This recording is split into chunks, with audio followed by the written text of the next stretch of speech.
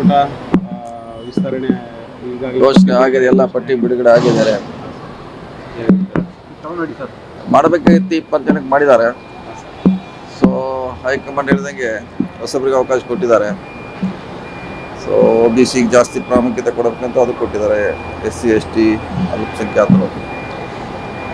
So ಹೊಸಬ್ರು ಕೊಟ್ಟೋದ್ರಿಂದ ಒಳ್ಳೆಯದು, ಯಾಕಂದರೆ ಮುಂದೆ ನಮ್ಮ ಪಕ್ಷಕ್ಕೆ ಅವರು ಅಸೆಟ್ ಆಗ್ತಾರೆ. ಸೊ ಒಳ್ಳೆ ಒಂದು ಪ್ರಯೋಗ ಮಾಡಿದ್ದಾರೆ. ಈಗ ನೋಡೋಣ ಯಾವ ರೀತಿ ಹೋಗುತ್ತೆ ನಮ್ಮ ಸರ್ಕಾರ. ಸರ್, ಈಗ ಮುಂಬರುವ ಚುನಾವಣೆಯಲ್ಲಿ ಕಾಂಗ್ರೆಸ್ ಅಧಿಕಾರಕ್ಕೆ ಬರಬೇಕು ಅಂತಿದ್ರೆ ಒಂದಷ್ಟು DCMಗಳು ಬೇರೆ ಜಾತಿ ಅಂದರೆ ತಮಗೂ ಕೂಡ ಪ್ರಾತಿನಿಧ್ಯ ಕೊಡಬೇಕು ಅನ್ನೋ ಕೂಗು ಎದ್ದೇಳಿತ್ತು.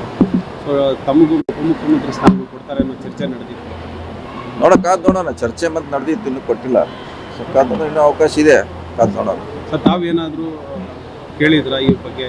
ಸಾಕಷ್ಟು ಚರ್ಚೆ ಆಗಿದೆ. ನಾವೇನೇ ಕೇಳಿಲ್ಲ.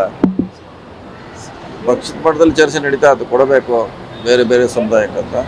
ಬಹುಶಃ ಅಂತಿಮ ಆಗಿಲ್ಲ. ಅದೇ ಎನಿ ಟೈಮ್ ಮಾಡ್ಬೋದು, ಅದೇನು ಈಗಿನ ಕಾಲಿನ ಮಿಂಚುಗಿಲ್ಲ, ಎನಿ ಟೈಮ್ ಮಾಡ್ಬೋದು. ಕಾದು ನೋಡೋಣ. Okay, thank you.